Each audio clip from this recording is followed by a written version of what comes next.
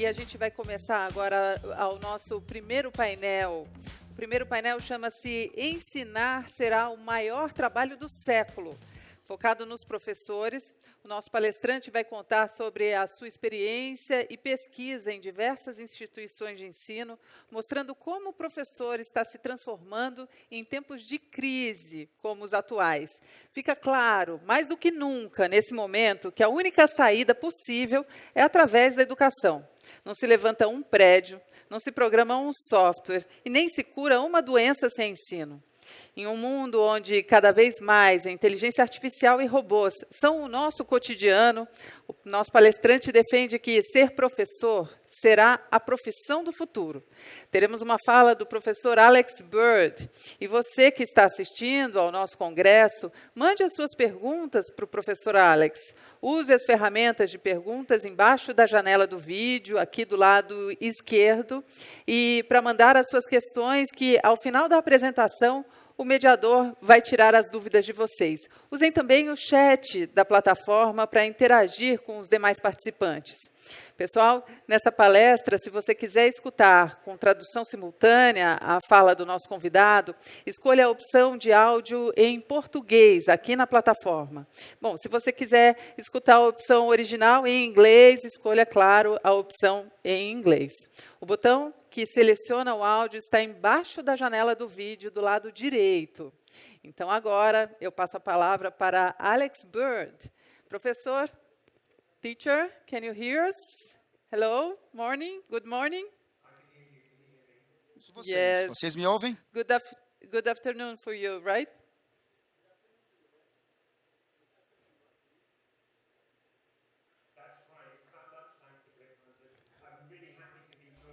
Mas é um prazer estar aqui com vocês. Eu sei que para vocês é hora do café da manhã, né? Mas para mim é hora do almoço já. Será que eu posso ver meus slides? E, olha, é um prazer estar aqui nesse FENESP online. Eu quero contar uma historinha para vocês hoje sobre o futuro da educação. É uma história sobre robôs e professores. E se vocês puderem passar para o próximo slide, por favor. Começa essa historinha com um problema que todos enfrentamos. E é um problema que pode ser resumida com a historinha do Angry Birds, no próximo slide. A gente enfrenta esse problema na educação. Um problema de que as tecnologias imaginam que a educação pode ser como o Angry Birds. Coloca o Angry Birds na mão dos alunos para capturar a atenção deles, da mesma maneira que um app faz isso. Só para captar a atenção, mas também para ensinar conteúdo, para formar bons cidadãos, serem criativos. Esse é o sonho da utopia tecnológica na educação. Mas vocês sabem, tenho certeza, que aprender não é tão simples assim, né? Eu vou começar falando de uma experiência feita por um psicólogo chamado Christoph van de Wenen. Nesse experimento, 2 grupos diferentes têm que fazer uma tarefa muito difícil online. O primeiro grupo tem algumas dicas de um computador, de um assistente virtual. O outro grupo não teve nenhuma dica, nenhuma ajuda. Surpreendentemente, o pessoal do grupo 1 completou a tarefa mais rapidamente do que o grupo 2, que não teve dica nenhuma. Próximo slide. O que pode surpreender vocês é o seguinte. E é quando os 2 grupos foram solicitados a fazer uma versão mais difícil da tarefa. E nesse ponto ninguém recebeu dica nenhuma. E nesse caso, o segundo grupo saiu melhor que o primeiro grupo. Além disso, 2 semanas depois, quando os grupos repetiram a tarefa, só o segundo grupo, que nunca recebeu dica nenhuma, que conseguiu cumprir a tarefa. Parece que o segundo grupo, que recebeu nenhuma dica, nenhuma ajuda, aprendeu mais que o grupo 1. Essa experiência é conhecido como o paradoxo do usuário guiado, que diz, se você usa tecnologia, mas se você facilita demais, se você prejudica o aprendizado, o nosso cérebro esquece de pensar, de raciocinar e acaba não aprendendo. Alguns cientistas cognitivos dizem que o nosso cérebro são desenhados especificamente para evitar pensar. Próximo slide. E esse é o maior problema enfrentado com a tecnologia na educação. Esse sonho de que a educação, que o aprendizado, pode ser visto como o Angry Birds. Vamos colocar assim, em vez de analisar aprendizado automático, devemos ampliar o aprendizado. Meu nome é Alex Beard. Há 12 anos eu comecei a dar aula numa escola de ensino médio em Londres e logo de cara tive muita dificuldade. Os alunos não conheciam Shakespeare e eu não conhecia nada de dar aulas. Eu tinha acabado de sair da faculdade e eu achava que era simples, né?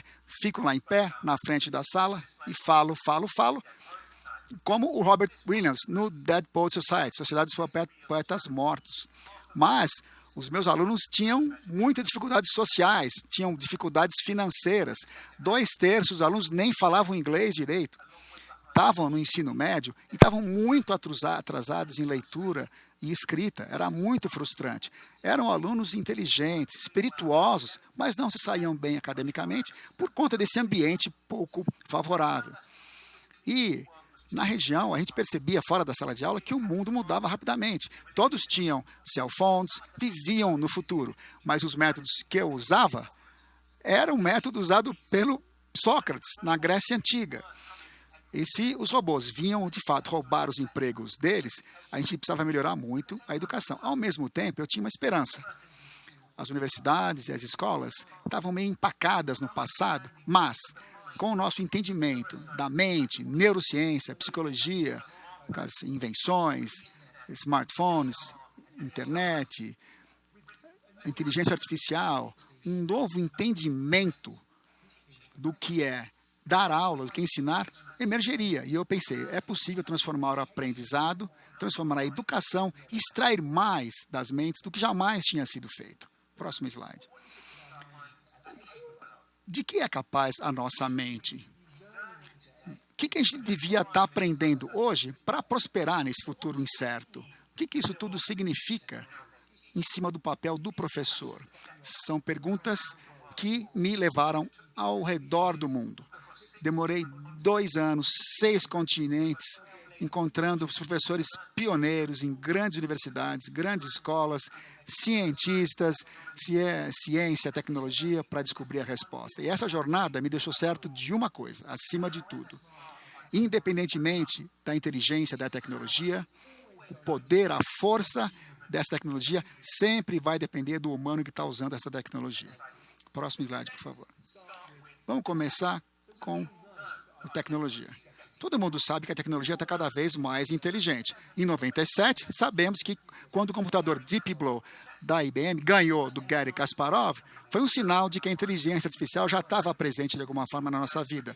As pessoas começaram a prever singularidades em que a nossa mente ia se confundir com máquinas. E iríamos além das limitações biológicas do nosso cérebro. Próximo slide, por favor. Mais recentemente, um relatório foi publicado em Oxford mostrando a automação das profissões. Nesse relatório, muito famoso, 702 ocupações atuais seriam automatizadas. Uma delas é a telemarketing, naturalmente. E os empregos menos prováveis de mudar, a terapeuta, coreógrafo, técnico atlético, gerente de RH, supervisor de computadores. O relatório estimava que 50% dos empregos, funções atuais, seriam ocupados por robôs nos próximos 20 anos. As pessoas agora falam a mesma coisa de ensino, de presença na sala de aula. Mas será que é verdade isso? Na minha jornada, eu queria descobrir. Então, eu fui visitar o Vale do Silício, que é o marco zero da revolução tecnológica. E que diriam que a nossa mente ficaria muito mais poderosa com a tecnologia. E eu queria checar se isso era verdade. Próximo slide, por favor. Nessa escola chamada Rocket Ship, em San José, eu tive a primeira vez que eu vi um robô professor. É um robô como esse aí. Era um software, na verdade, colocado dentro de um ambiente de aprendizado online. E eles tinham lá chamado laboratório de aprendizado. E eu visitei esse laboratório e conversei com o professor. Tinha lá 800 alunos participando disso. E estavam lá dançando. Cheguei na sala, estava todo mundo dançando com uma música da Taylor Swift. Era o café da manhã da escola, todo mundo dançando. E nessa sala, cheio de alunos com essas camisetas roxas, com grandes fones de ouvido em filas, em frente a um computador. E a sala estava muito silenciosa, a não ser pelo som daquelas mãozinhas dedilhando o computador. Estavam usando um computador lá, um programa, e à medida que eles trabalhavam no computador, o software aprendia sobre as fraquezas e pontos fortes de cada um deles, personalizando o ensino para cada um daqueles alunos e oferecendo exercícios específicos para cada um deles. E esse software também colhia dados vindo dos alunos e davam feedback para os professores que estavam em outra sala. Ficaram ali 1 hora e meia. E o único adulto ali eram supervisores que nem eram treinados.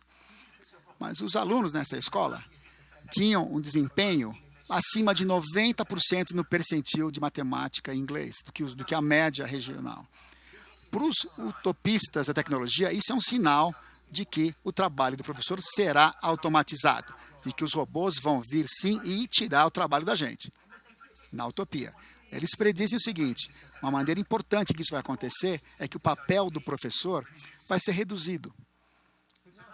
No ano passado, eu fui até a China para uma conferência de inteligência artificial, organizada por uma empresa chamada Squirrel, que dá aulas para 2 milhões de alunos, tanto online e em outras áreas da China. Próximo slide, por favor. Squirrel, está aí o nome na tela. É um software de aprendizado adaptativo, parecido com aquela escola de San José. O acesso é online, desses milhares de centros de estudo. Nessa equipe havia o Tom Mitchell, que era o principal cientista nessa área no mundo, e era muito criticado lá nos Estados Unidos. E centenas também de professores chineses muito bons que desenharam o conteúdo. E havia ali no programa mais de 10 mil pontos de conhecimento. E também traços de caráter que também eram colocados ali para tentar identificar os alunos. Ou seja, um experimento enorme, muito grande, recolhendo inclusive dados de reconhecimento facial, além de traços de caráter. Ou seja, é possível entender em que ponto emocional o aluno está também à medida que ele segue na jornada. E também desenvolveram processamento de linguagem natural, ou seja, o computador poderia conversar com os alunos, ou seja, vamos nos livrar completamente dos professores. Então, não é uma escola, mas é um sistema, né? Eles têm acesso a professores humanos, naturalmente, mas quando você tem ali um computador para te ensinar, você só vai recorrer ao professor se você não conseguir avançar. Não era nem legal, não achavam legal procurar um professor nesse ambiente.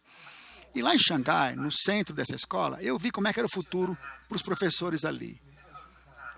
Os professores tinham salas abertas, trabalhando com centenas de outros professores, e num laptop ali na frente, os rostos dos alunos que de vez em quando faziam perguntas. Mais de qualquer outra coisa, esses jovens professores, inexperientes ainda, eram como motoristas de Uber da educação. Próximo slide, por favor.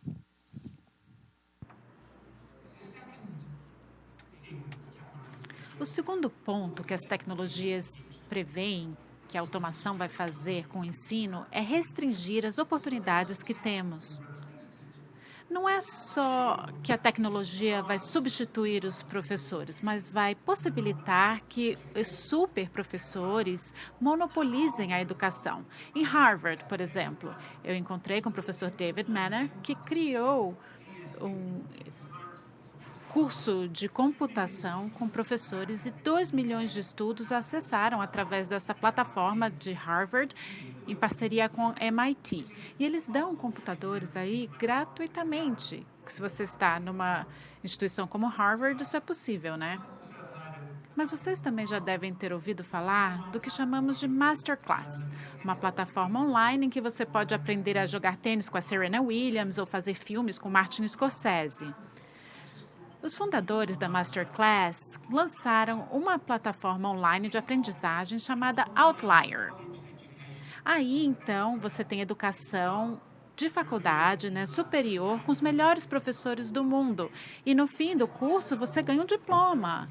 E as coortes piloto aprenderam com esses super professores online e tiveram desempenho até melhor do que os alunos que foram à universidade pessoalmente.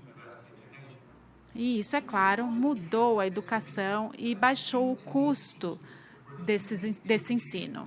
E algumas instituições de elite, então, podem restringir a oportunidade de outros professores, porque começam a monopolizar o mercado. Então, o poder da marca Harvard ou da marca Outlier pode fazer com que os cursos deles sejam mais famosos do que cursos pessoais de outras universidades. Isso, então, limita a oportunidade de uma forma geral para professores.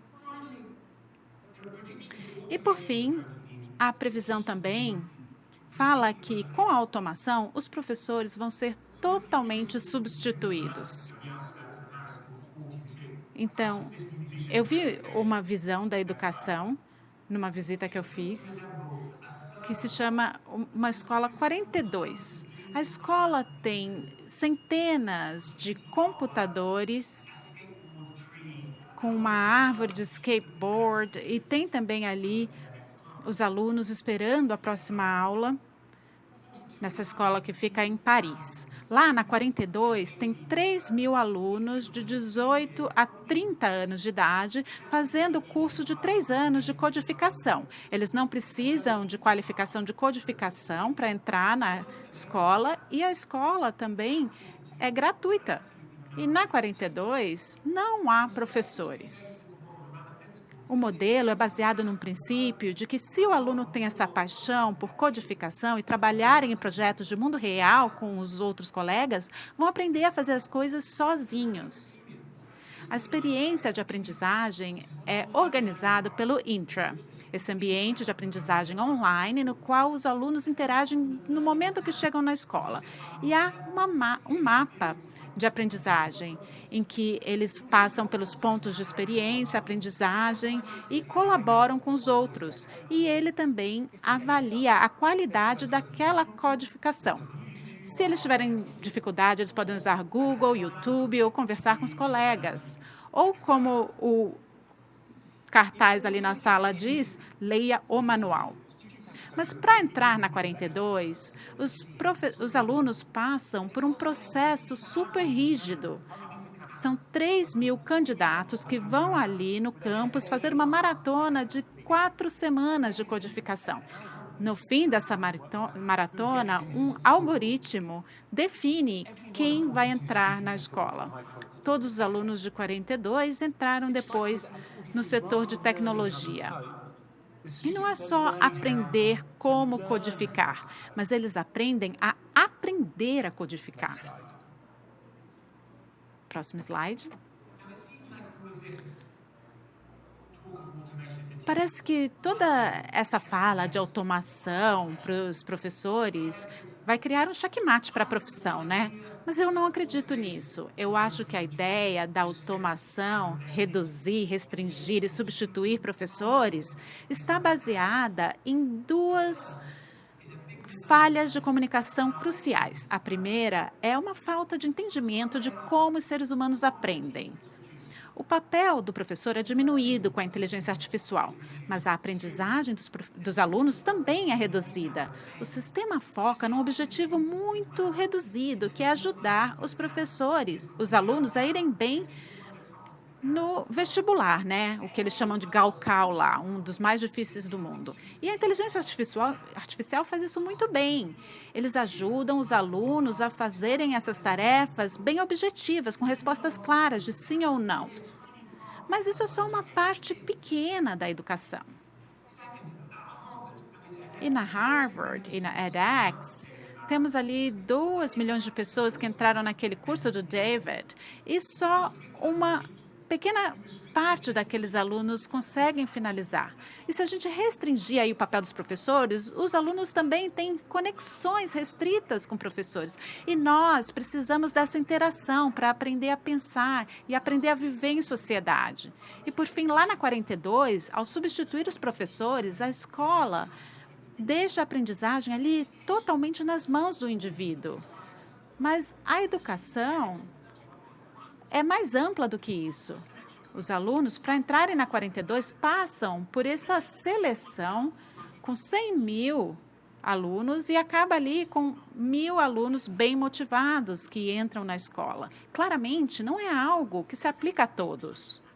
A segunda grande falta de entendimento é essa falta de entendimento a respeito da inteligência artificial. Para pensar sobre isso, é interessante saber que há mais um capítulo na história aí da competição de xadrez entre humanos e computadores. Depois que o Kasparov foi derrotado pelo Deep Blue, ele começou a pensar se o xadrez podia ser resgatado da dominância, do domínio dos computadores. E aí eles desenvolveram estudos anticomputacionais com padrões que não pudessem ser decifrados pelas máquinas. Próximo slide, por favor. E um novo desafio, então, foi criado, que era xadrez avançado, Advanced Chess. Nesse jogo, qualquer combinação de computadores e humanos podem jogar um contra outros. E o legal para nós, como educadores, é que até recentemente, os vencedores dos torneios de xadrez não foram os computadores e nem mesmo os grandes jogadores especializados em xadrez, mas sim equipes de humanos e computadores. Ou seja, pessoas que ensinavam o computador e aprendiam melhor, então, quando faziam isso. Os humanos que aprenderam a usar as máquinas são mais poderosos do que as máquinas sozinhas. Em outras palavras, estamos fazendo a pergunta errada na educação. Em vez de perguntar o que a inteligência artificial pode automatizar, devemos perguntar como que a inteligência artificial pode melhorar o desempenho humano. E é isso que está acontecendo no Vale do Silício, naquelas escolas Rocket Ships. Os alunos passam ali no laboratório muito tempo e assim os professores têm tempo livre para planejar aulas, trabalhar em grupos escolares com outros alunos. Próximo slide. O relatório de Oxford também apoia essa ideia. As 5 principais profissões que não devem ser automatizadas nos próximos anos são aquelas que requerem mais criatividade, colaboração, inteligência emocional e ingenuidade. Não, criatividade. Com aqueles coreógrafos, jardineiros, manufatura complexa, além dessas profissões que não vão ser automatizadas, tem outro emprego que todos nós amamos: os professores. As pesquisas mostram que a aprendizagem dos alunos depende dos professores. É claro que o futuro depende dessa nossa compreensão do que vai ser automatizado no ensino e como podemos melhorar o trabalho dos professores. Mas tudo isso se resume aos humanos envolvidos nesse circuito. Próximo slide. Tudo começa com uma redefinição do papel dos professores no século XXI. A próxima geração vai enfrentar desafios inéditos do clima, mudança tecnológica, desigualdade crescente, globalização crescente. Não é suficiente ir para a escola, ir para a universidade para aprender aí um conteúdo e tentar conseguir um emprego. Temos que preparar os alunos para serem pensadores críticos, criadores e cidadãos que se importam. Próximo slide. Isso significa um novo papel para os professores. Os professores, então, terão o trabalho mais importante na nossa sociedade. A gente tem aqui recursos limitados, mas a inteligência humana não é limitada. A nossa capacidade, então, de trabalhar com as máquinas para criar um futuro diferente. Precisamos entender que os professores são os cultivadores desse potencial humano. Próximo slide. Isso, então, vai criar esse redesenho do papel dos professores. A automação vai, sim, trazer mudanças drásticas para a profissão. A inteligência artificial vai cuidar de avaliação, administração, análise de dados e até algumas aulas rotineiras. Mas a gente precisa pensar nos professores como aqueles jogadores de xadrez ciborgues que aprenderam, então, a trabalhar bem com as máquinas. Na Finlândia, tem um professor muito famoso chamado Pekka Peura. No começo do slide, próximo slide, por favor. No começo da aula, o Pekka Peura pede para os alunos mandarem respostas a algumas perguntas de múltipla escolha pelo celular. E aí ele mostra ali na tela, no gráfico, próximo slide. Mas ele não passava depois a resposta para os alunos. Ele pedia para os alunos discutirem entre si por que tinham dado aquela resposta. E depois de alguns minutos, eles, então, mandavam a sua resposta mais uma vez. E o gráfico mudava completamente. Ou seja, os alunos tinham ensinado uns aos outros. E o Peura disse que ele achava que ele estava passando para os alunos as habilidades e as atitudes para que eles pudessem aprender sozinhos. E ele estudou ali como que o Google fazia para criar equipes muito eficazes e começou a aplicar isso na sala de aula. Os alunos ficavam em grupos de 4, recebiam ali os materiais que precisavam, é claro, faziam todas as leituras, provas, resposta para as provas, e aí fazia esse coaching nessa capacidade deles, individuais e em grupo, de trabalharem juntos, e dava feedback com relação à perseverança, criatividade, cooperação. E também dava algumas ferramentas tecnológicas. Eles tinham ali uma planilha em que eles falavam qual que era a sua própria confiança com relação aos diferentes conteúdos do curso, e eles colocavam ali uma carinha sorridente quando conseguiam dominar o conteúdo, ou uma carinha triste se não tivessem entendido ainda. E aí os alunos acompanhavam seu próprio progresso em todos esses atributos ao longo do tempo, com essas planilhas simples. Então, ele melhorou a sua prática profissional como um indivíduo humano, usando ferramentas tecnológicas simples. É isso que eu quero dizer nessa melhoria da aprendizagem, ao invés de automatização da aprendizagem. E lá na Finlândia, para cada vaga de professor de ensino básico, tem 10 candidatos. E inclui até a preparação dos professores inclui andar de skate e fazer outras coisas incríveis. E é o país mais feliz do mundo, com o índice de capital humano mais alto do mundo, de acordo com a ONU. Também tem muita criatividade. A Nokia é da Finlândia e o Angry Birds também. E lá também tem muitas bandas de heavy metal per capita, mais do que qualquer outro país do mundo. E esse professor, Pekka Peura, era baterista de uma banda de heavy metal. Próximo slide. Então, poder realizar o nosso potencial humano quer dizer repensar a capacitação de professores. A gente tem que entender que ótimos professores podem ser feitos.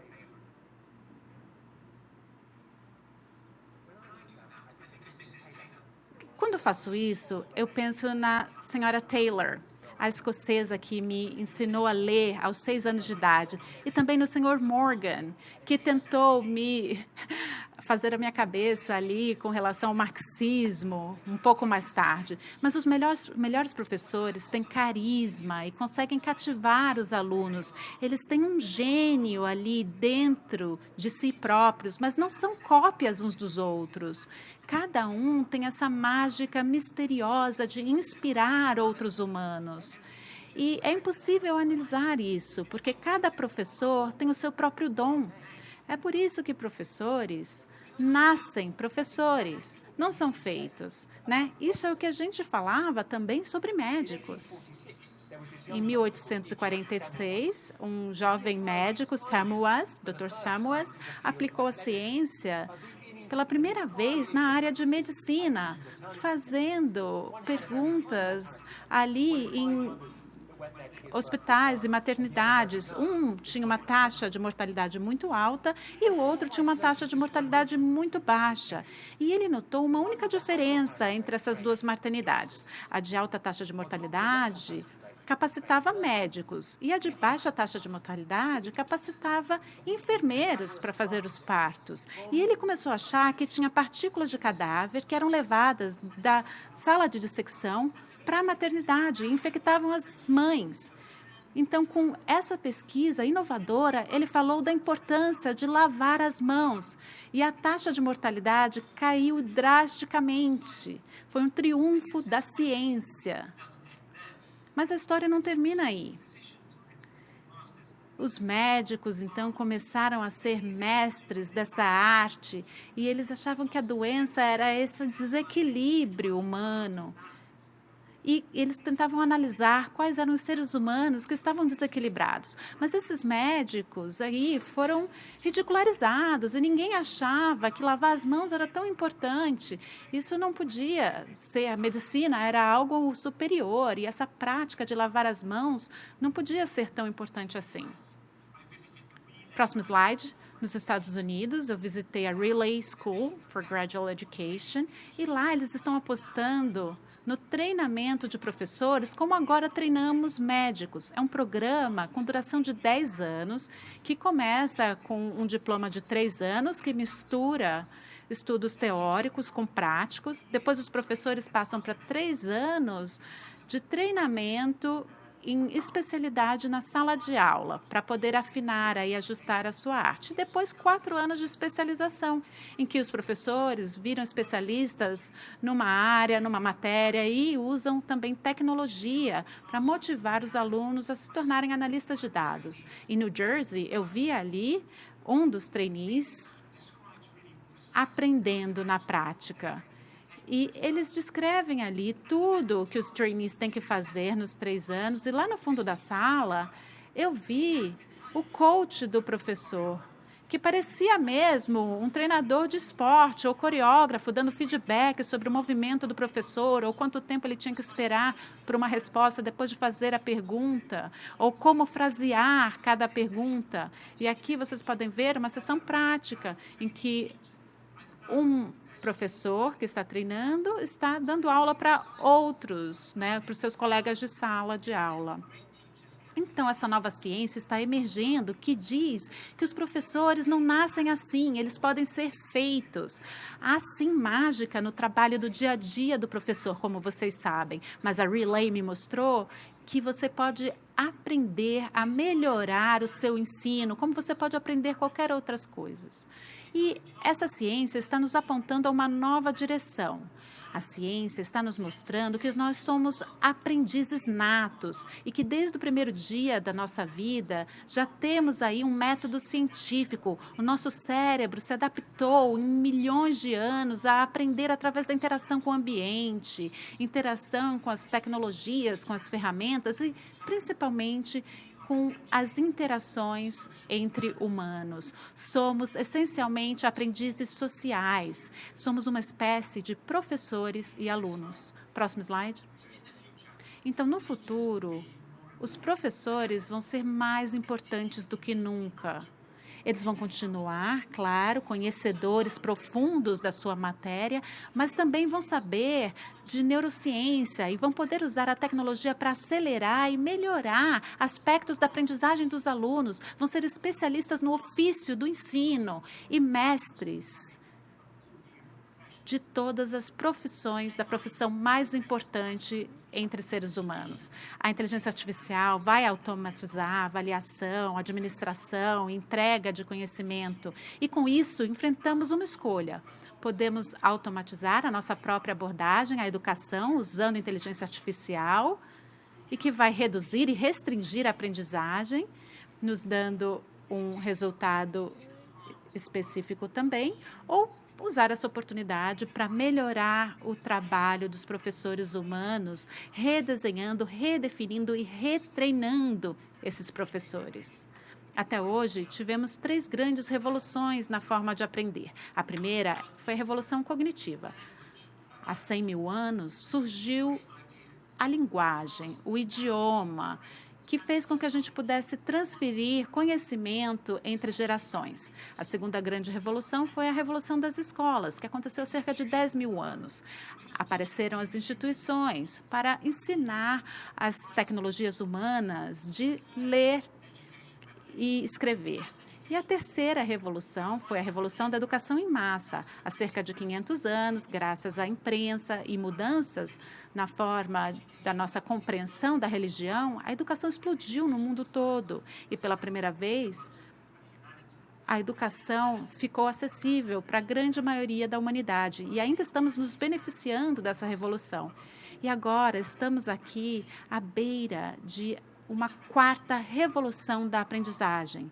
Nessa revolução, vamos usar o nosso conhecimento da neurociência e essas novas ferramentas, como inteligência artificial e internet, para garantir que os humanos estejam no centro do processo e que o professor humano vai ter a profissão mais importante. Essa quarta revolução da aprendizagem vai ser melhorada pela inteligência artificial, mas liderada por professores humanos. Obrigada.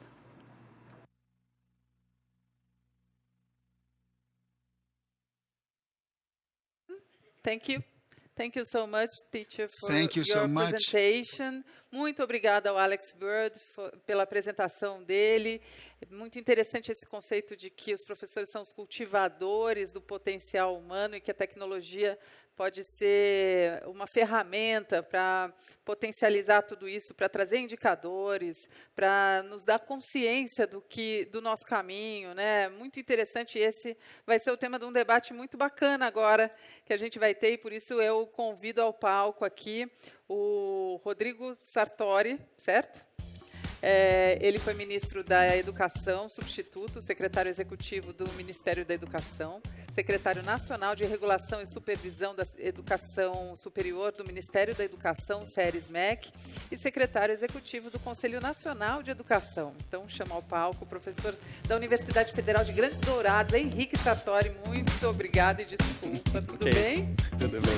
Tudo jóia. Tudo jóia, bom dia. Agora é com você o debate. Muito bom, obrigado, gente. Obrigada. Eu gostaria de saudar todos os participantes, os promotores deste evento, em nome do Rodrigo Capelato e todo o seu time, que eu manifesto aqui a minha alegria, a minha satisfação de poder reencontrar esses grandes profissionais que só valorizam a educação superior no Brasil.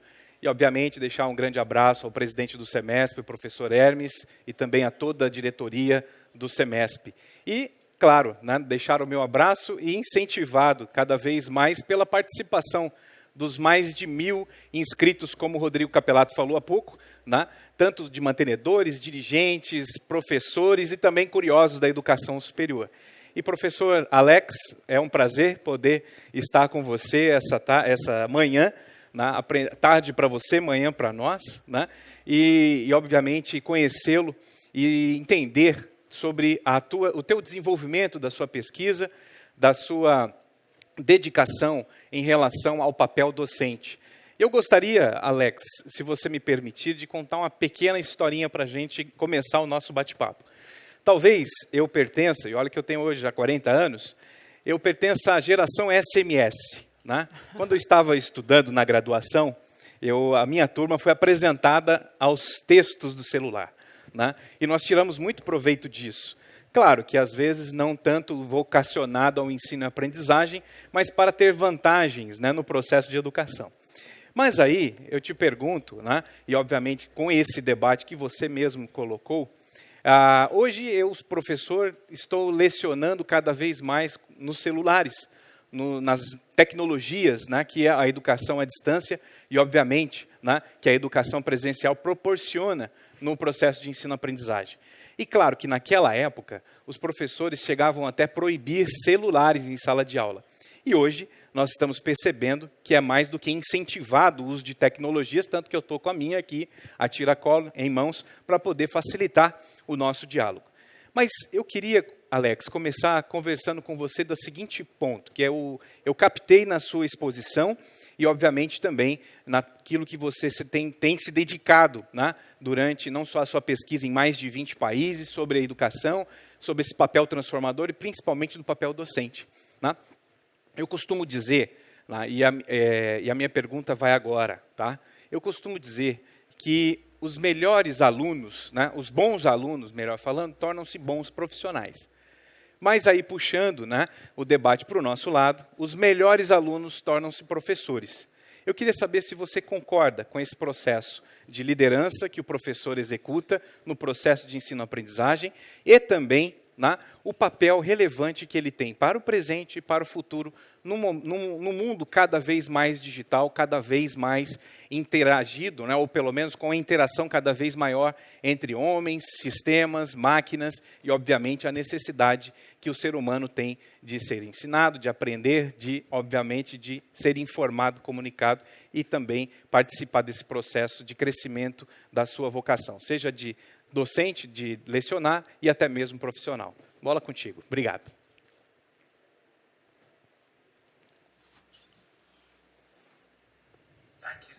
Muito obrigado pela pergunta. Eu vejo o mundo do mesmo modo que você vê. Acho que sabemos uma coisa ou outra. Sabemos que investimentos na educação por parte de governo sempre tem retorno no longo prazo. Sabemos que todo indivíduo tem histórias de professores que influenciaram sua vida, o seu desenvolvimento, o seu sucesso, e sabemos que precisamos tirar o máximo da nossa inteligência enquanto humanos, né? Nossa capacidade de aprender, resolver problemas, trabalhar conjuntamente, cuidar de nós mesmos, dos outros, do meio ambiente. Se acreditamos nessas coisas de verdade, então, o corolário disso é que a gente precisa ter os melhores representantes da sociedade trabalhando como professores para preparar a próxima geração. Infelizmente, estamos longe ainda dessa realidade. Mas esse é um dos motivos de que a gente está entusiasmado com a tecnologia agora, com o papel da tecnologia. Plataformas de aprendizado adaptativo, salas de aula em que o trabalho do professor é expandido por algum tipo de ferramenta, online ou offline. Isso, às vezes, traz resultados bons. O Squirrel, lá da China, conseguiu levar a educação nas áreas rurais da China, que é muito melhor do que eles teriam na sala de aula normal, cheio de aluno, com professor cansado, etc., desatualizado. Então, quando você tem que tomar essa decisão entre um professor ok, sobrecarregado, mas com tecnologia ajudando, a escolha é óbvia, essa é fácil. A tecnologia vai ser eficiente, tem escala, mas se a gente eliminar, a gente começar a sabotar o nosso trabalho no longo prazo, em que os melhores alunos vão se tornar professores, fica longe do cenário. Para isso, a gente vai ter que aumentar a capacidade de engenhosidade, resolver problemas. Estaríamos fugindo disso. Somos uma espécie de aprendizes. E a gente aprende melhor socialmente, um com o outro. Há experimentos incríveis com bebês de 1 ano e meio, que mostram que antes de 1 ano e meio, os bebês não aprendem com uma tela, só aprendem através da interação humana. Não, isso é importante. Isso só tem a ver com o ser humano. Você só aprende bem com seres humanos no seu entorno. Ou seja, por isso, o ensino precisa estar no centro da sociedade. O professor tem que ser o profissional mais prestigiado da sociedade. Há uma pesquisa publicada nesta semana pela OCDE, que tem a ver com o PISA, né? aquele exame com alunos de ensino médio. E mostra que nos países em que os professores têm status superior nas sociedades, é aí que os alunos vão melhor na escola. Pode parecer óbvio, mas esses aspectos culturais são muito importantes quando a gente quer melhorar a educação para o futuro. Alex, perfeita a sua resposta e concordo muito, e vou ficar nesse aspecto cultural da sua abordagem, né? No Brasil hoje, nós somos professores, eu sou professor, assim como você também é, nós somos mais de 2,5 milhões de profissionais espalhados por todo o Brasil, né? Sendo que a maioria desses profissionais são mulheres e estão numa faixa de 35 anos, em média. Esse é um dado estatístico do nosso país. E, claro, nós vamos observar que o Brasil tem uma diversidade cultural enorme, riquíssima, do norte ao sul, do leste ao oeste. Somos um país continental.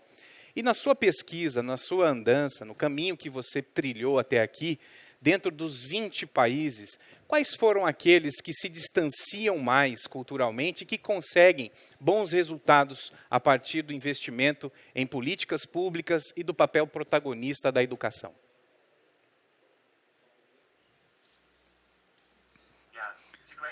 Excelente pergunta.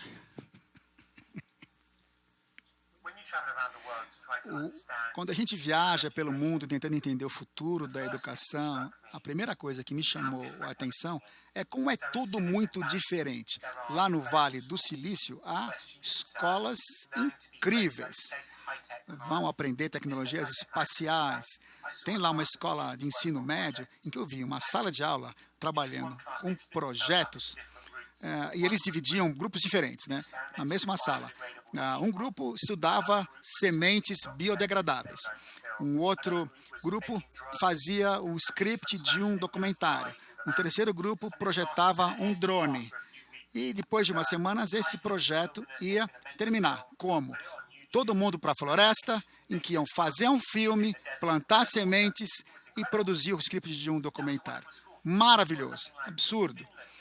Lá na Finlândia, com o Pekka Peura, ele se foca muito em coesão social, colocando o aluno no centro. Ou lá em Xangai, um outro exemplo, ali tudo se resume a desempenho acadêmico.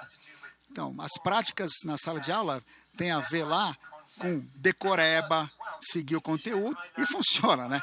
Lá na China, a gente sabe que os alunos estão lá na frente em ciências e matemática quando comparado com os adolescentes europeus, com base nos resultados do PISA. A gente sabe disso.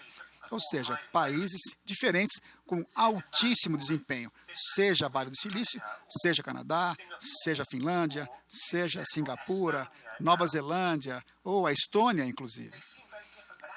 São diferentes, mas têm algumas coisas em comum. Em primeiro lugar, nesses países, o status do professor é altíssimo, isso é comum. As pessoas respeitam o professor e a educação é vista com seriedade. Outra coisa que eles têm em comum, há um sentido de responsabilidade compartilhada entre professores, alunos, pais e legisladores. Está todo mundo em sintonia. Em Ontário, que eu visitei como parte da pesquisa, e conversei com alunos, professores, pais, administradores, e todos disseram a mesma coisa. Queremos melhorar na matemática, a matemática é o foco agora, e é assim que estamos fazendo. Então, isso é comum. E, por fim, culturalmente, há lugares que valorizam a educação mais. Porém, se a gente pensar bem, será que não é todo mundo que valoriza a educação individualmente? A gente quer o melhor para os nossos filhos, para a nossa sociedade. Então, mas a gente talvez tenhamos descunhado uma outra narrativa de que, apesar de ser importante, os melhores profissionais não são os que vão para dar aula, né? E a gente precisa mudar isso, contando novas narrativas.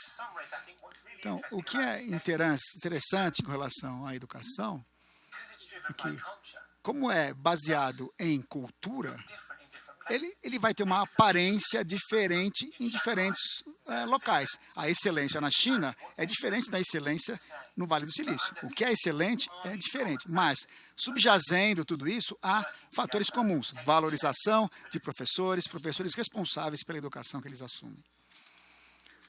Muito bom, Alex. Muito obrigado pela sua resposta. E, claro, também como entusiasta da educação e obviamente, também defensor dos professores, eu queria dialogar com você sobre um ponto que você trouxe na sua apresentação, que é sobre a redefinição do docente, né?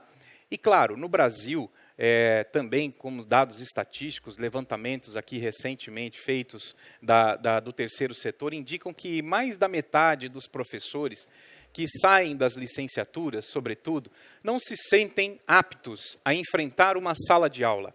E o que quero dizer isso para você? Quando você falou sobre a redefinição do docente, eu acredito que também vale investir no papel e na formação da liderança do docente em sala de aula, nas metodologias que ele possa empregar e, obviamente, nas experiências que ele teve enquanto aluno para aplicar na sala de aula. E, claro, um investimento constante na sua formação. Você concorda com isso? O que você pensa em relação ao trabalho da formação de liderança do docente em sala de aula? E, obviamente, isso vai ter um efeito, né, transbordador para a sociedade como um todo.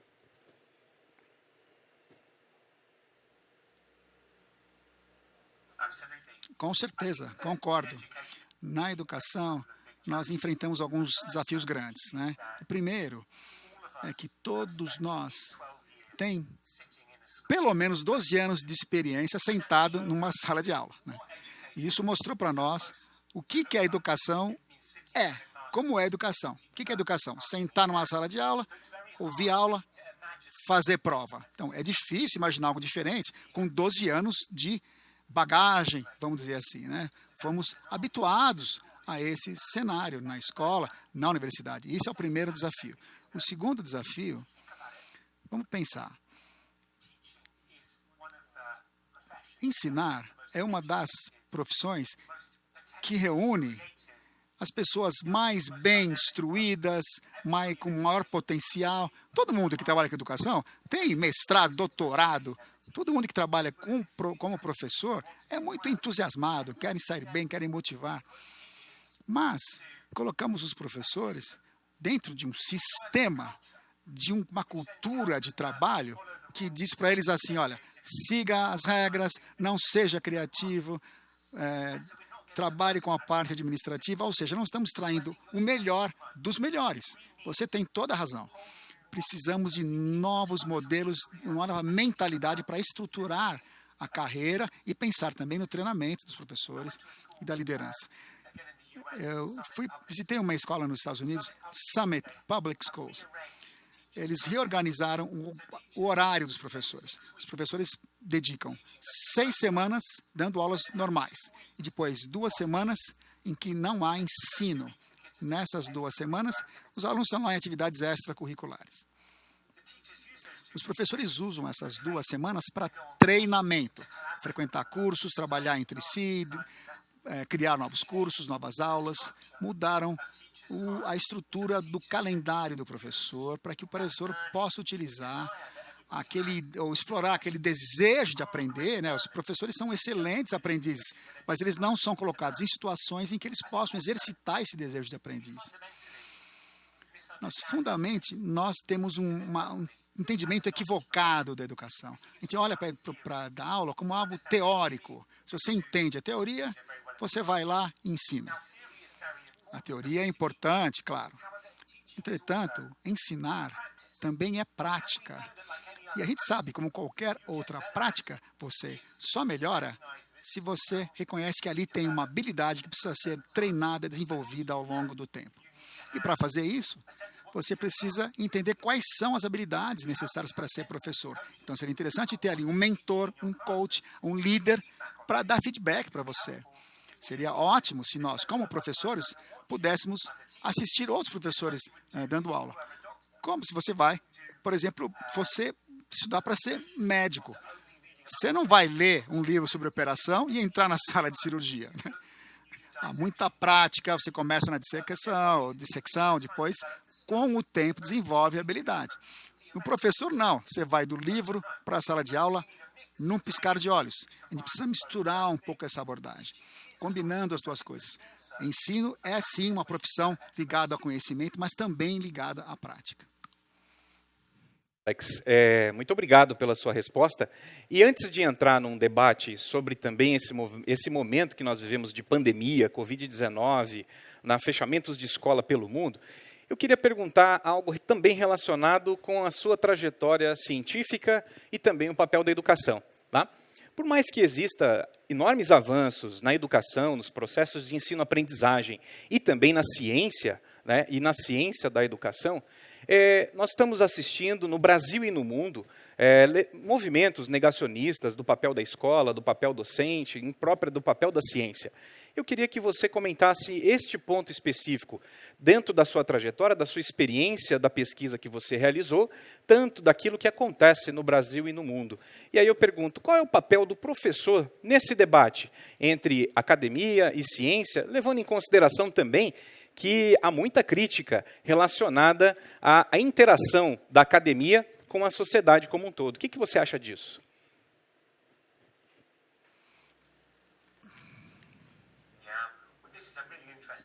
É um tópico muito interessante que você levanta. Eu reconheço que vivemos em uma época porque há informação demais as pessoas encontram a verdade que mais lhes interessa. As pessoas encontram comunidades online que reforçam verdades, entre aspas, que são subjetivas. Tem aí uma grande polarização. E é complicado navegar, circular entre o que é verdade, o que não é verdade, o que é informação, o que não é. Eu acho que escolas e universidades têm um papel fundamental a desempenhar nesse estado de coisas. Eu não acho que sobrou nenhum espaço na sociedade que possa desempenhar o mesmo papel que escolas e universidades, em termos de criar um espaço para futuros cidadãos para aprender a conversar, aprender a debater um com o outro, explorar tópicos e criar verdades, construir verdades conjuntamente. No debate online, a gente só procura aqueles com os quais concordamos, evitamos os outros. Precisamos fazer mais para colocar o aprendizado no centro da experiência. Vi um programa incrível no Reino Unido chamado Philosophy, filosofia para crianças. Todo dia na sala de aula a gente cria lá um espaço para crianças para debater tópicos como identidade, imigração. E nesses espaços eu vi alunos desenvolvendo opiniões muito sofisticadas. E o professor não está ali como um árbitro do que é verdade, do que é falso, do que é verdadeiro. Ele simplesmente guiava os alunos para poderem conversar, desafiar um ao outro, mas também ouvir ao desafio, a contestação do outro. Um erro que a gente pode cometer é pôr um ponto final no debate, cercear a conversa, cortar alguém do circuito só porque a opinião deles não é aceitável. E eles nunca mais vão poder verbalizar aquilo. É difícil haver uma comunidade online que aceite isso, né? Essa liberdade. É difícil criar esses ambientes. Eu acho que talvez, porque na educação nos tornamos muito concentrados, focados por conta do incentivo do próprio sistema, focado em produtividade, nesse papel da universidade que serve para achar emprego depois, perdemos um pouco de vista desse objetivo da educação, que é formar cidadãos, criar locais em que o conhecimento possa ser criativo, em que se possa debater as ideias. Nós, como educadores, temos responsabilidade também por isso, né? Na maneira pela qual a educação se torna muito focada, muito especializada. Precisamos expandir um pouco o horizonte com relação ao que a educação pode vir a ser. Ótimo, professor Alex. Eu vou tentar fazer, devido ao tempo, 3 questionamentos em uma só, tá? E, é claro, agradecendo a interação do Carlos Fernando de Araújo Júnior e também da Maria Estela Reis Crotti. Levando em consideração, né, todo esse momento, no momento que estamos passando, né, da integração, de convergência, da importância relativa da tecnologia e da primazia do homem como articulador e mediador, você acredita que isso pode ser reflexo desse momento e levando em considerações as questões socioemocionais, né, e também o papel da tecnologia? E entrando numa segunda pergunta, né, na sua experiência ao longo da visita dos 20 países, né, como o senhor avalia a formação do docente nessa experiência e, claro, também o que ela está conectada ou não com a tecnologia? E uma última pergunta, se o senhor me permitir, fazendo 3, né, sobre esse momento pandemia. Todo o mundo inteiro, né, foi afetado pelos fechamentos das escolas no mundo como um todo. E eu pergunto ao senhor, será que nós vamos ter uma oportunidade de transformar a educação, de redefinir o papel docente, ou só vamos enfrentar mais um desafio e, obviamente, tirarmos todos os aprendizados, mas que não servirá para nós evoluirmos enquanto sociedade e valorização do professor e da educação como um todo? Muito obrigado.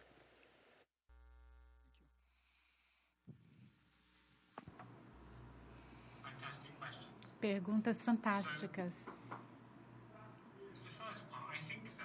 Primeira parte, eu acho que o risco com a tecnologia é que ela não tem só ferramentas a oferecer, mas tem também uma ideologia. A ideologia da tecnologia diz que a inteligência artificial é mais poderosa do que a inteligência humana. Ela diz que, se possível, vocês têm que fazer experiências que sejam mais amigáveis e consigam engajar as pessoas. E, por fim, que se algo puder ser automatizado, ele deve ser automatizado. Essa é a ideologia da tecnologia, que parece ir totalmente contra tudo o que sabemos sobre a aprendizagem humana, que é que a nossa inteligência humana não é como a inteligência artificial. O cérebro não é igual ao computador, o cérebro é orgânico, não tem regra, é criativo e aprende constantemente de todas as interações que temos com o ambiente, com as ferramentas, com as pessoas. Então, os cérebros são mais poderosos e podem até incorporar a inteligência artificial nos seus pensamentos. Em segundo lugar, a aprendizagem não é algo amigável, é um desafio.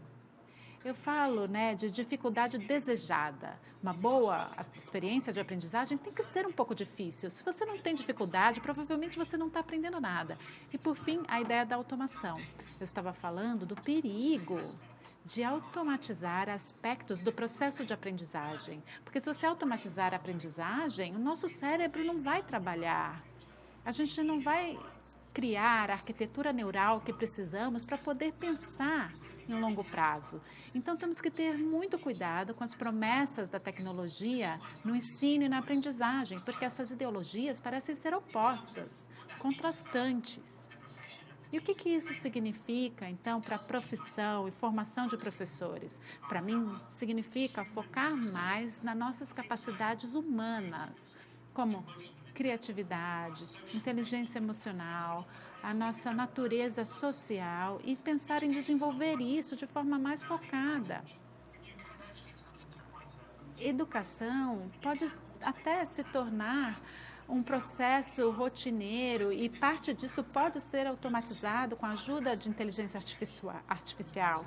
Mas temos que ver outros aspectos da educação, como motivação, inteligência emocional cada vez mais profunda. Já tem programas que focam nisso, nessa nossa capacidade de interagir com outras pessoas, trabalhar de forma cooperativa. O MIT, lá em Boston, em Massachusetts, eles usam aprendizagem criativa de forma muito séria. Toda aprendizagem é interdisciplinar.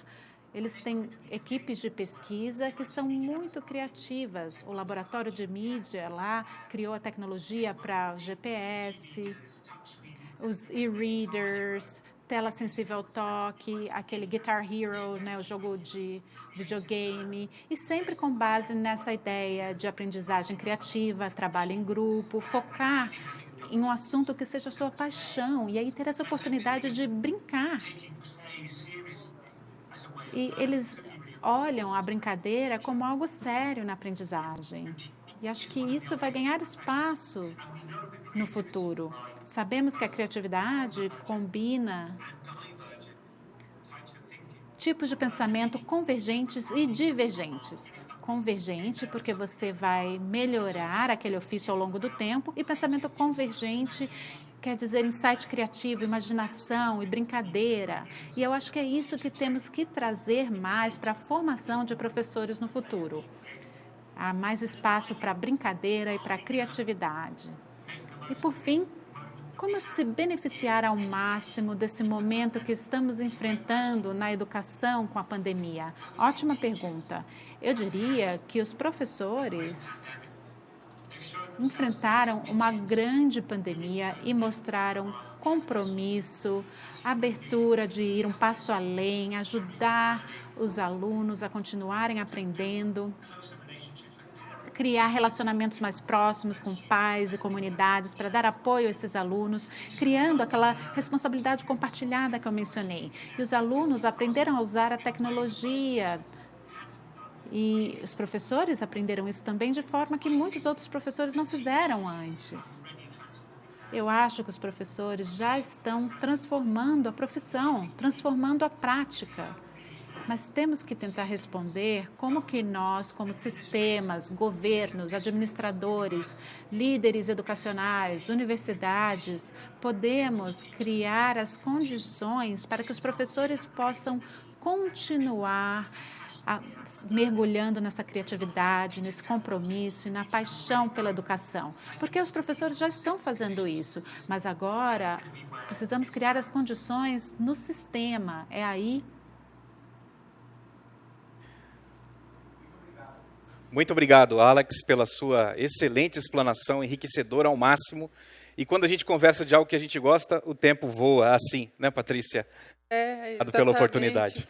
Puxa, muito interessantes esses pontos todos que vocês tocaram, é um desafio enorme. Você falou do excesso de informação, que muda muitas vezes a postura do aluno em relação ao professor, né? Exato. Porque os alunos muitas vezes já chegam sabendo, já chegam prontos, desafiando o professor, né, de um outro jeito, querendo confirmações, ou querendo até negar e rejeitar aquele ensinamento. O desafio é grande nessa reinvenção dos professores, né? É muito desafiador, porque o docente também é um profissional que exige constante aprimoramento, né? Estudo constante. Então, ser professor, eu sou suspeito para dizer, mas no meu entendimento é a melhor profissão que existe. Todas as profissões estão passando por essa reinvenção, né? A gente está se questionando sobre o nosso papel, como é que a gente se coordena com as novas tecnologias, o que sobra para a gente, quais são as nossas principais capacidades, e os professores têm que estar muito atentos e trabalhando isso o tempo todo, né? Perfeitamente, porque os alunos, como você colocou, eles já estão, obviamente, também nessa última geração, já estão inseridos nesse mundo tecnológico. Os professores de hoje, eles são passageiros, né, dessa grande transformação. Que eu quero dizer, os alunos pilotando e os professores juntos. E eles têm que, obviamente, trocar essas experiências como o Alex mostrou para nós, a experiência que ele colocou, a pesquisa que ele empreendeu e, obviamente, aquilo que ele encontrou, né, nos mais de 20 países que ele percorreu. No mundo todo, né? A gente vê a diversidade cultural, mas vê também o respeito pelo professor muito forte, né? Isso a gente tem que aprender muito aqui no Brasil também. Acho que a gente vai ter muito a conversar nesses 3 dias. Te agradeço. Muito obrigada aqui pelo debate. Eu te espero já para a gente continuar o debate aqui também. É muito legal, se quiser já ir descendo, com certeza é super importante para a organização do evento a gente, Edu, fazer uma pausa, né, nesse momento, para poder até refletir e pensar sobre o que vai acontecer aí ainda depois do intervalo. Então, como eu sei, a gente vai fazer agora um encerramento, desculpa. Não, tá aqui. Bom, a gente vai fazer... A gente preparou uma ação. Desculpem, gente. Só me digam com quem a gente está... Não sei para onde a gente vai, mas fiquem comigo. Fiquem comigo, porque a gente adiantou aqui que atrasou um pouco o papo, então fiquem comigo para a gente chegar na nossa próxima atração. Agora, na sala de regulação, teremos o lançamento do livro Educação como Vocação e o Direito como Expressão. Super legal e acontece só hoje, no primeiro dia. Para falar mais desse lançamento especial, eu convido ao palco, então, de novo, o Rodrigo Capelato, diretor executivo do Semesp, e José Roberto Kovac, diretor jurídico do Semesp. Obrigada, desculpem a confusão, mas a gente foi trocando a ordem aqui do evento e ao vivo é assim. Com você. Obrigado, Patrícia. Imagina, isso acontece. Nós aqui mudamos um pouquinho o escopo e o roteiro, porque a gente está aqui com a ilustre presença do nosso diretor jurídico, um dos grandes especialistas do setor e, sem dúvida nenhuma, uma grande referência por toda a sua história. E ele ia lançar o livro na hora do café, o que vai acontecer, inclusive, mas tivemos a honra dele estar aqui presente conosco, né, Kovac? Depois de toda essa pandemia, finalmente eu te encontro presencialmente, isso é uma grata surpresa também, um grande amigo que eu tenho, e num momento tão especial, né? Acho que em primeira mão, lançando um livro que, sem dúvida nenhuma, vai ser uma grande referência para o setor. Então, eu queria que você contasse um pouquinho, antes da gente ir para o café e poder conversar com todo mundo, que você pudesse contar um pouquinho dessa experiência, o que foi esse projeto, o que aconteceu. Conta um pouco para a gente aí. Bom, em primeiro lugar, cumprimentar a todos, e em especial ao Semesp, né, ao professor Hermes, que é uma pessoa que também me deu grandes oportunidades. Um agradecimento também ao todo o time aqui do sindicato, né? Fazia tempo que a gente não via tanta gente, né? Mais de 20 pessoas, e para fazer esse lançamento do livro. Bem da verdade, o grande culpado disso chama-se Gabriel Mário Rodrigues. Dr. Gabriel, que me estimulou a escrever esse livro. Eu escrevi 13 livros, mas esse é um livro especial porque conta a história da educação. eu, obviamente, não podia deixar de contar a história principal da minha vida, que é a minha família, a quem eu aprendi a ter uma educação cristã. Então, eu não poderia deixar de contar isso, de prestigiar, obviamente, a minha família. E depois, a partir do capítulo 3º, eu coloco toda a trajetória da educação superior no Brasil. Curiosamente, o meu primeiro patrão na educação superior chamou-se Hugo Napoleão, porque eu fiz parte da Fundação Educar.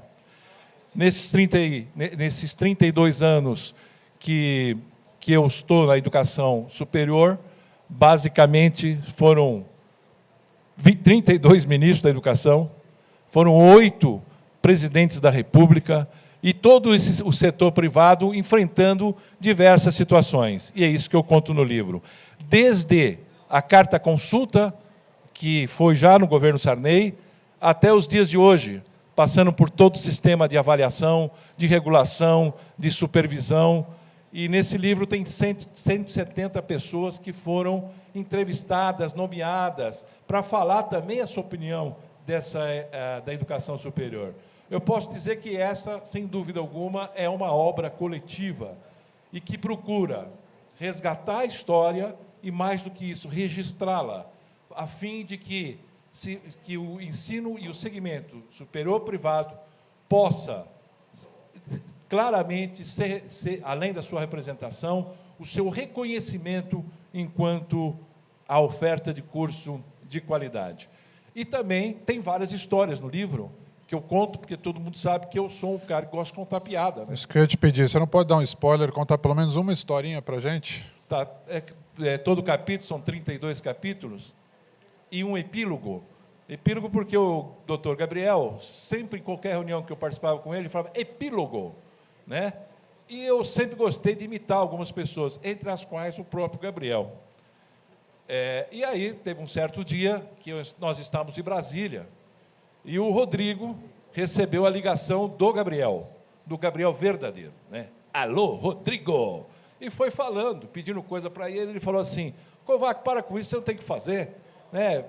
Aí o doutor Gabriel olhou e falou, não estou entendendo. Aí ele percebeu que era realmente o Gabriel. E tem muitas histórias que eu conto, e muitas histórias que eu não vou contar, obviamente, né? Então, quero agradecer, por último, o meu último capítulo do livro, ele fala sobre gratidão. E eu sou grato, primeiro, a Deus, segundo, a Maria, que é a quem eu tenho uma grande devoção, e depois, claro, a todos os amigos, familiares, meus sócios, enfim, a todo mundo, mas, especialmente, a minha maior sócia, que é minha esposa. Eu te amo, Yara. Muito bom, muito bom. Obrigado, Kovac. Fiquei até arrepiado aqui, emocionado. O livro está aqui, né? Está super bonito. E vamos convidar, então, o pessoal para... Inclusive, o livro, né? Só para ressaltar, eu não sabia o nome que ia dar para o livro.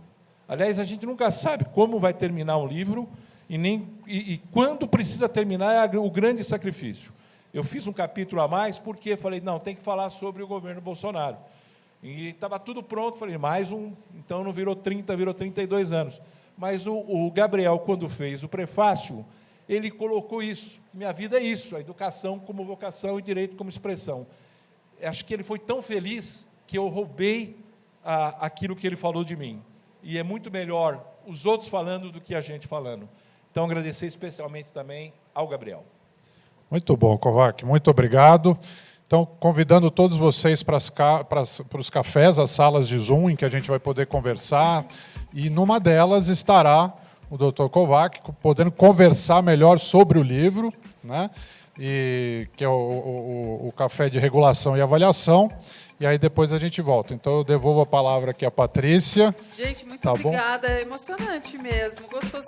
Depois de tanto tempo de distanciamento social, um pouco de afeto é bom, né? E assim, declaração de amor aqui no evento é uma delícia. Muito obrigada, sucesso. E agora, depois agradeço vocês. Eu vejo vocês agora na sala de regulação. E depois do café e do lançamento do livro, aproveitem também e passem lá no nosso espaço dos patrocinadores, que eles também prepararam muita coisa bacana para mostrar para vocês. Olha só quem está na nossa Expo Business.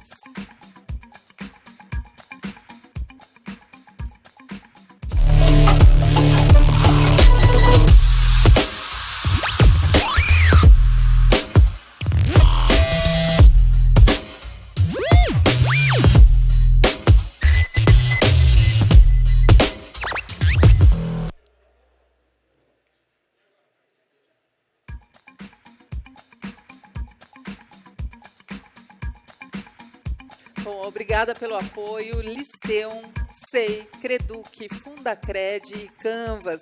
Aliás, nós temos um vídeo especial da Fundacred, vamos assistir? Olá, eu sou a Fundacred. Meu propósito é transformar vidas promovendo acesso à educação. Não é à toa que estou presente em instituições de ensino em todo o Brasil e transformando a vida de mais de 90 mil pessoas. Estou presente em todos os níveis de ensino. Com as minhas soluções de crédito educacional, a sua instituição reduz a evasão, recupera evadidos e capta mais alunos. E é assim, trabalhando com um grande time de talentos, cientes das necessidades dos alunos e das instituições de ensino, que tenho orgulho do meu propósito. Muito prazer, eu sou a Fundacred.